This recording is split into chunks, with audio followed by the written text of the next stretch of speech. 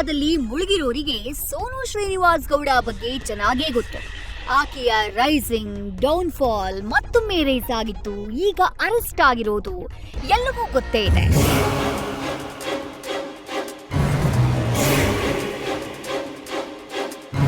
Social ಮೀಡಿಯಾದಲ್ಲಿ popular ಆಗಿದ್ದ ಕಾರಣಕ್ಕೇನೆ ಆಕೆಗೆ OTT ಬಿಗ್ ಬಾಸ್ ಅವತರಣಿಕೆಗೆ ಅವಕಾಶ ಸಿಕ್ಕಿತ್ತು. ಆ ಸಮಯದಲ್ಲೂ ಆಕೆಯ ವಿರುದ್ಧ ದೊಡ್ಡ ಅಲಿಯೇ ಎದ್ದಿತ್ತು. ಆಕೆಯನ್ನ ಬಿಗ್ ಬಾಸ್ಗೆ ಸೆಲೆಕ್ಟ್ ಮಾಡಿದ್ದೇ ತಪ್ಪು ಅನ್ನೋ ರೀತಿ ದೊಡ್ಡ ಚರ್ಚೆಯಾಗಿತ್ತು. ಆದ್ರೆ ಕೊನೆಗೂ ಆಕೆಗೂ ಒಂದು ಬದುಕಿದೆ ಬಿಡಿ ಅನ್ನೋ ಮಟ್ಟಿಗೆ ಜನ ಮಾತನಾಡಿದ್ದುಂಟು. ಈಗ ಇದೇ ರೀತಿಯ ಚರ್ಚೆಗಳು ನಡೀತಾ ಇವೆ. ಒಂದು ವರ್ಗ ಸೋನು ಗೌಡ ಪರ ಬೆಂಬಲಕ್ಕೆ ನಿಂತ್ರೆ, ಇನ್ನೊಂದು ವರ್ಗ ಆಕೆಯ ನಡೆಗೆ ಆಕ್ಷೇಪ ವ್ಯಕ್ತಪಡಿಸ್ತಾ ಇದೆ. ಆದ್ರೆ ಸತ್ಯ ಏನು ಅಂದ್ರೆ, ಕಾನೂನಿನ ಕಣ್ಣಿನಲ್ಲಿ ಆಕೆ ಆರೋಪಿ, ಗಂಭೀರವಾದ ಪ್ರಕರಣದ ಆರೋಪಿ. ಮಹಿಳಾ ಮತ್ತು ಮಕ್ಕಳ ಕಲ್ಯಾಣ ಇಲಾಖೆ ಅಧಿಕಾರಿಗಳ ದೂರಿನ ಮೇರೆಗೆ ನಿನ್ನೆ ಬ್ಯಾಡರಹಳ್ಳಿ ಠಾಣಾ ಪೊಲೀಸರು ಅರೆಸ್ಟ್ ಮಾಡಿದ ಮೇಲೆ ಜಡ್ಜ್ ಮುಂದೆ ಹಾಜರುಪಡಿಸಿದ್ರು. ಬಳಿಕ ನ್ಯಾಯಾಧೀಶರು ಸೋನು ಗೌಡ ಅವರನ್ನ 4 ದಿನ ಪೊಲೀಸ್ ಕಸ್ಟಡಿಗೆ ನೀಡಿದ್ರು. ಸದ್ಯ ಡೈರಿ ಸರ್ಕಲ್ನಲ್ಲಿರೋ ಮಹಿಳಾ ಸಾಂತ್ವನ ಕೇಂದ್ರದಲ್ಲಿ ಸೋನು ಗೌಡ ವಿಚಾರಣೆ ನಡೀತಾ ಇದೆ. ಅಷ್ಟಕ್ಕೂ ವಿಚಾರಣೆ ವೇಳೆ ಸೋನು ಗೌಡ ಹೇಳಿದ್ದೇನು?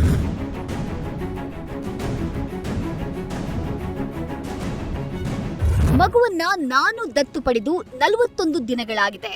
ಮಗುವಿನ ಕುಟುಂಬ ನಾನು ವಾಸವಿದ್ದ ಅಪಾರ್ಟ್ಮೆಂಟ್ ಪಕ್ಕದಲ್ಲೇ ಕೂಲಿ ಕೆಲಸ ಮಾಡ್ತಾ ಇತ್ತು. ಮಗುವಿನ ಕುಟುಂಬದಲ್ಲಿ ಒಟ್ಟು 4 ಮಕ್ಕಳಿದ್ದಾರೆ. ಮೊದಲನೆಯದು ಗಂಡು, 3 ಹೆಣ್ಣು ಮಕ್ಕಳು. ಅವರಲ್ಲಿ 2ನೇ ಮಗುವನ್ನ ನಾನು ದತ್ತು ಪಡೆದಿದ್ದೇನೆ. ನನಗೆ 1 ವರ್ಷದ ಹಿಂದೆಯೇ ಮಗುವಿನ ಪರಿಚಯವಾಗಿತ್ತು. ಮನೆ ಪಕ್ಕದಲ್ಲಿದ್ದಂಥ ಮಗುವಿನ ಪೋಷಕರು ಕೂಲಿ ಕಾರ್ಮಿಕರಾಗಿ ಬಂದಿದ್ರು. ಈ ವೇಳೆ ಮಗು ನನ್ನ ಬಳಿ ತಿನ್ನೋಕ್ ತಿಂಡಿ ಕೇಳ್ತಾ ಇತ್ತು. ದಿನನಿತ್ಯ ಮಗುವಿಗೆ ಏನಾದ್ರೂ ತಿಂಡಿ ಕೊಡ್ತಾ ಇದ್ರಿಂದ ಸಲುಗೆ ಬೆಳೆದಿತ್ತು. ಮಗುವಿಗೆ ಏನಾದ್ರೂ ಸಹಾಯ ಮಾಡಬೇಕು ಅನ್ನಿಸ್ತಿತ್ತು. ಕೆಲ ತಿಂಗಳುಗಳ ಹಿಂದೆ ದಂಪತಿ ಮತ್ತು ಮಕ್ಕಳನ್ನ ಕರ್ಕೊಂಡು ಹುಟ್ಟೂರು ರಾಯಚೂರಿಗೆ ತೆರಳಿದ್ರು. ಆಗ ನಾನು ಒಂಟಿಯಾಗಿರೋದ್ರಿಂದ ಮಗುವನ್ನ ಕರೆತರೋಣ ಅಂತ ಫೋನ್ ಮೂಲಕ ಸಂಪರ್ಕ ಮಾಡಿದ್ದೆ. ನಂತರ ಮಗುವನ್ನ ಕರೆತಂದಿದ್ದೆ. ಆಕೆ ನಮ್ಮ ಮನೇಲೇ ಇದ್ಲು ಅಂತ ಹೇಳಿದ್ದಾರೆ ಅಂತ ತಿಳಿದು ಬಂದಿದೆ.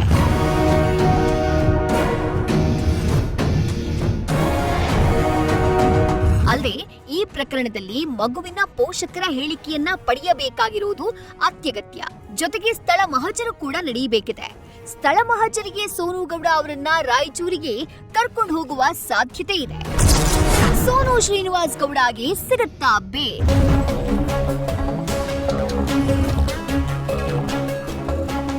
4 ದಿನ ಕಸ್ಟಡಿಯಲ್ಲಿರುವಂತಹ ಸೋನು ಗೌಡಗೆ ಸದ್ಯ ಬೇಲ್ ಸಿಗುತ್ತಾ ಅನ್ನುವ ಪ್ರಶ್ನೆ ಉದ್ಭವವಾಗಿದೆ. ಈ ಪ್ರಕರಣದಲ್ಲಿ ಬೇರೆ ಬೇರೆ ಆಯಾಮದಲ್ಲಿ ತನಿಖೆ ನಡೆಯಬೇಕಿರೋದು ನ್ಯಾಯಾಧೀಶರ ಮುಂದೆ ಕಸ್ಟಡಿಗೆ ಮನವಿ ಮಾಡಿದ್ರು. ಈ ಹಿನ್ನೆಲೆಯಲ್ಲಿ ಕೋರ್ಟ್ ಕೂಡ ಪೊಲೀಸರ ಮನವಿ ಪುರಸ್ಕರಿಸಿದೆ. 4 ದಿನಗಳ ಒಳಗೆ ಪೊಲೀಸರು ವಿಚಾರಣೆ ನಡೆಸಿದ ನಂತರ ಮುಂದೇನು ಅನ್ನೋದೇ ಸದ್ಯದ ಪ್ರಶ್ನೆ.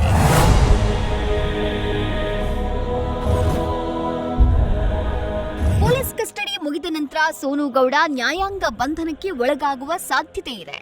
ಈಗಾಗಲೇ ಸೋನು ಪರ ವಕೀಲರು ಜಾಮೀನು ಅರ್ಜಿ ಸಲ್ಲಿಕೆಗೆ ಸಿದ್ಧತೆ ಮಾಡ್ತಿದ್ದಾರೆ. ಜಾಮೀನು ರಹಿತ ಸೆಕ್ಷನ್ 370, 370 ಸಬ್ ಕ್ಲಾಸ್ 2, 75 ಅಡಿ ಪ್ರಕರಣ ದಾಖಲಾಗಿರೋ ಹಿನ್ನೆಲೆಯಲ್ಲಿ ವಕೀಲರು ಎಲ್ಲ ಆಯಾಮಗಳಿಂದ ಯೋಚನೆ ಮಾಡ್ತಿದ್ದಾರೆ. ದತ್ತು ಪಡೆಯುವ ಕಾನೂನುಗಳ ಬಗ್ಗೆ ಸೋನು ಗೌಡ ಅವರಿಗೆ ಸಂಪೂರ್ಣವಾಗಿ ಅರಿವಿರಲಿಲ್ಲ. ಸಾಮಾಜಿಕ ಜಾಲತಾಣದಲ್ಲಿ ದತ್ತು ಅನ್ನೋ ಪದವನ್ನ ಬಳಸಿದ್ದಾರೆ. ಮಾನವೀಯತೆ ಆಧಾರದ ಮೇಲೆ ಮಗುವನ್ನ ನೋಡ್ಕೊಂಡಿದ್ದಾರೆಯೇ ವಿನಃ ಯಾವುದೇ ಲಾಭದ ನಿರೀಕ್ಷೆ ಮಾಡಿಲ್ಲ ಅನ್ನೋ ಆಧಾರದ ಮೇಲೆ ವಕೀಲರು ಅರ್ಜಿಯನ್ನ ಸಲ್ಲಿಸುತ್ತಿದ್ದಾರೆ ಅಂತ ತಿಳಿದು ಬಂದಿದೆ.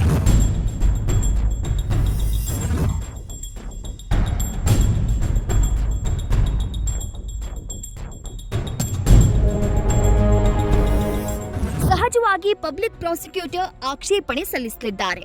ಸಾಕ್ಷ್ಯ ನಾಶ, ಮಗುವಿನ ಪೋಷಕರ ಮೇಲೆ ಪ್ರಭಾವ ಬೀರುವ ಸಾಧ್ಯತೆ ಇದೆ ಅಂತ ವಾದ ಮಂಡಿಸಲಿದ್ದಾರೆ.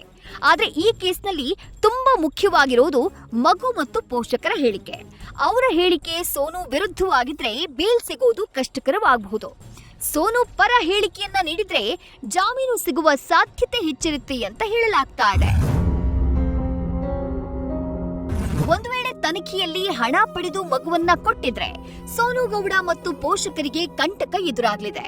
ಮಗುವನ್ನ ಹಣಕ್ಕೆ ಮಾರಾಟ ಮಾಡಿದ್ರೆ ಪೋಷಕರ ವಿರುದ್ಧವೂ ದೂರು ದಾಖಲಾಗುತ್ತೆ. ಇನ್ನೊಂದೆಡೆ ಸೋಷಿಯಲ್ ಮೀಡಿಯಾದಲ್ಲಿ ಸೋನು ಗೌಡ ಅರೆಸ್ಟ್ ಆಗೋ ಮುನ್ನ ಮಾತನಾಡಿರೋ ವಿಡಿಯೋ ಒಂದು ವೈರಲ್ ಆಗಿದೆ. ಆ ವಿಡಿಯೋದಲ್ಲಿ ಮಗುವನ್ನ ದತ್ತು ಪಡೆದಿರುವುದಾಗಿಯೂ ಹಾಗೂ ಕಾನೂನಿನ ಮೂಲಕ ಪಡೆಯೋದಾಗಿಯೂ ಹೇಳಿದ್ದಾರೆ. ನಾನು ದತ್ತು ತಗೋಬೇಕು ಅಂತ ತಿಂಕೆ ಮಾಡದೆ ಇದ್ದಾಗ್ಲೇ ಅವಳಿಗೆ ಕಿವಿ ಚುಚ್ಚಿ, ಕಿವಿ ಓಲೆ ಕೊಡ್ಸಿ, ಕಾಲಿ ಗೆಜ್ಜೆ ಕೊಡ್ಸಿ, ಪ್ರತಿಯೊಂದು ಮಾಡಿದೀನಿ. ಕೇಳಿ ಅವಳಿಲ್ಲ ಅನ್ಬಿಡ್ಲಿ. ಚೈನ್ ಕೊಡಿಸಿದ್ದಾರೆ, ಬೆಳ್ಳಿ ಚೈನ್ ಕೊಡಿಸಿದ್ದಾರೆ, ಕಾಲಿ ಚೈನ್ ಕೊಡ್ಸಿದೀನಿ ಅಂಡ್ ಅವಳಿಗೆ ಕಿವಿಗೆ ಓಲೆ ಕೊಡ್ಸಿದೀನಿ. ಅವಳಿಗಲ್ಲ ಅವ್ರ ಫ್ಯಾಮಿಲಿಗೂ ಮಾಡಿದೀನಿ. ಪ್ರತಿಯೊಂದು ಅವಳ ದತ್ತಕ್ ತಗೊಳಕ್ಕೂ ಮುಂಚೆ ನನಗೇನು ಯೂಸೇ ಇರ್ಲಿಲ್ಲ, ಆಲ್ರೆಡಿ ಮಾಡಿದೀನಿ. ಆಯ್ತು ಬಿಡಪ್ಪ, ಅದೆಲ್ಲ ಏನ್ ಎಕ್ಸ್ಪ್ಲೈನ್ ಮಾಡ್ಬೇಡ. ಪ್ರತಿಯೊಂದು ಕೊಡ್ಸಿದೀನಿ, ಅರ್ಥ ಆಯ್ತಾ? ಅದಾದ್ಮೇಲೆ ನಾನು ಡೈರೆಕ್ಟ್ ಆಗಿ ಅವ್ರ ಅಮ್ಮನ ಕೇಳ್ದೆ, ಆಂಟಿ ನಾನು ಸೇವಂತಿನ ಅಡಾಪ್ಟ್ ಮಾಡಿ ದತ್ತಕ್ ತಗೊಬೇಕು ಅನ್ಕೊಂಡಿದೀನಿ, ಆಂಟಿ ಕೊಡ್ತೀರಾ ಅಂತ.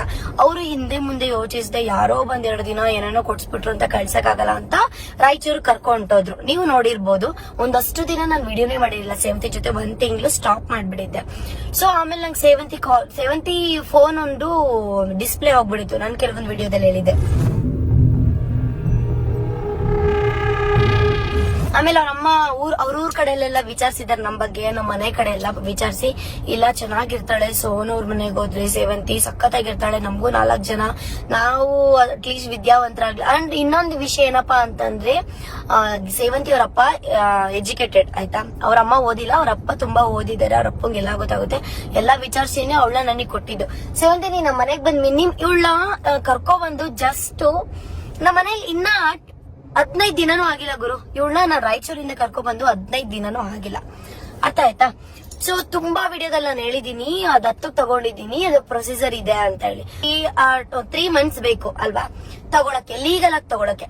ಆಫ್ ಕೋರ್ಸ್ ಈಗ ಅವ್ರ ಅಪ್ಪ ಅಮ್ಮನ್ಗೂ ಇಷ್ಟ, ಇವಳು ನನ್ ಜೊತೆ ಇರೋಕ್ಕೂ ಇಷ್ಟ, ಪ್ರತಿಯೊಂದು ಇಷ್ಟ. ಈ ವಿಡಿಯೋ ನೋಡಿದವರು ತಮ್ಮ ತಮ್ಮ ಅಭಿಪ್ರಾಯವನ್ನ ವ್ಯಕ್ತಪಡಿಸಿದ್ದಾರೆ. ಕೆಲವರು ಪರವೂ ಇದ್ದಾರೆ, ಕೆಲವರು ವಿರೋಧವೂ ಇದ್ದಾರೆ. ಆದ್ರೆ ಇವರಿಗೆ ಈ ಕೇಸ್ನಲ್ಲಿ ರಿಲೀಫ್ ಸಿಗಬೇಕು ಅಂದ್ರೆ ಮುಖ್ಯವಾಗಿರುವುದು ಕಾನೂನು. ಬೇಲ್ ಯಾವ ಗ್ರೌಂಡ್ಸ್ ನಲ್ಲಿ ಅಪ್ಲೈ ಮಾಡ್ತಾರೆ, ಅದಕ್ಕೆ ಸರ್ಕಾರಿ ವಕೀಲರು ಯಾವ ರೀತಿ ವಾದವನ್ನ ಮಂಡಿಸ್ತಾರೆ, ವಾದ ಪ್ರತಿವಾದ ಆಲಿಸುವ ನ್ಯಾಯಾಧೀಶರು ಯಾವ ತೀರ್ಪನ್ನ ಕೊಡ್ತಾರೆ ಅನ್ನೋದಷ್ಟೇ ಸೋನು ಗೌಡಗೆ ಸದ್ಯ ಇಂಪಾರ್ಟೆಂಟ್ ಆಗಿರೋದು.